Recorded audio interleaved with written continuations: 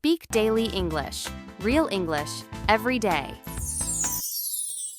Hello, English explorers. Welcome to Speak Daily English. I'm Anna, your host and resident language nerd.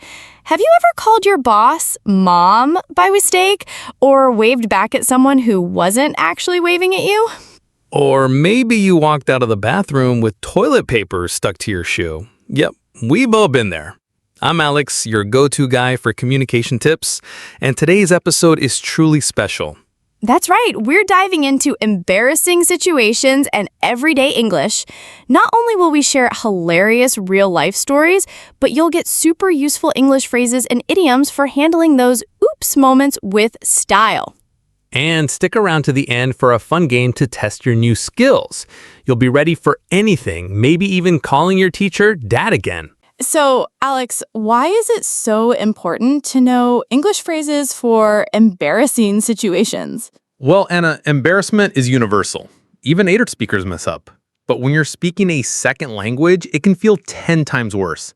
The right phrase or joke can save the day. Exactly. If you freeze up, the moment feels endless. But with the right language, you can turn an awkward moment into a funny story, or at least avoid total disaster. Plus, knowing these everyday English phrases boosts your confidence in daily conversation. You sound more natural and people relate to you more. And let's be honest, sometimes a good recovery line is more impressive than not making a mistake at all. Okay, let's start with a classic. Calling someone by the wrong name. Alex, ever done that? Too many times, Anna. I once called my girlfriend by my ex's name in front of her parents. Awkward level, expert.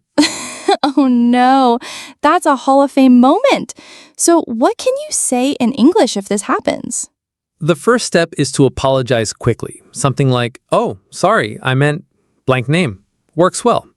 If it's really awkward, you can add, I guess my brain's still waking up, or I'm terrible with names. Please forgive me. Here are some real English phrases for awkward moments. Oops, sorry about that. Name. My bad, name. I have a mind like a sieve today. Wow, I just embarrassed myself, didn't I? And if you want to lighten the mood, try a joke. Well, at least I didn't call you Mom. Or, I promise I know who you are. I just need more coffee. The key is to acknowledge the mistake, apologize, and move on. Most people will forgive you instantly. Now, picture this. You're in a meeting and you realize your shirt is inside out. Nightmare! Or you have spinach in your teeth during a job interview. Been there. Don't panic. Here's how you can handle it in English. Oh, I just noticed I've got my shirt inside out. That's embarrassing. Excuse me for a moment. Or, can't believe I've been walking around like this. Thanks for letting me know. Or if someone points it out, say, you just saved me from a fashion disaster. Thank you. Or if you want to make a joke, try, well, I guess I'm starting a new trend today. These sentences show you can laugh at yourself, a key part of recovering from embarrassment. In English-speaking cultures, making fun of yourself is often seen as charming and confident, not weak. Sometimes the most embarrassing moment is silence. You say something and nobody responds. Here are some English phrases for awkward moments. Well, that killed the conversation.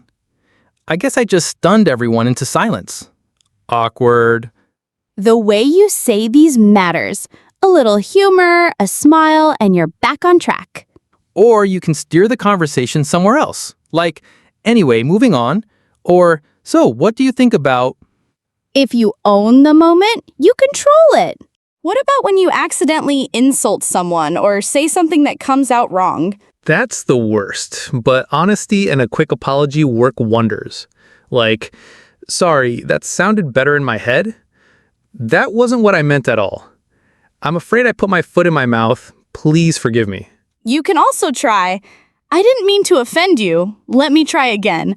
Or, sorry, sometimes my jokes don't land.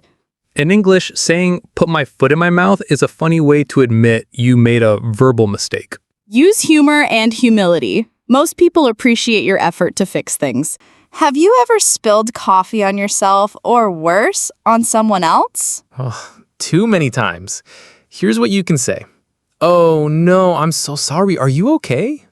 Oh, I can't take me anywhere.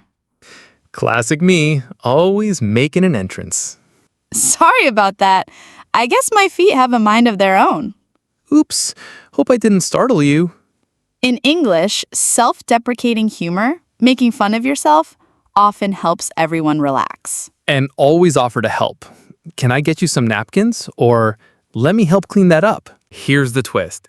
Some of the most memorable conversations start with embarrassment.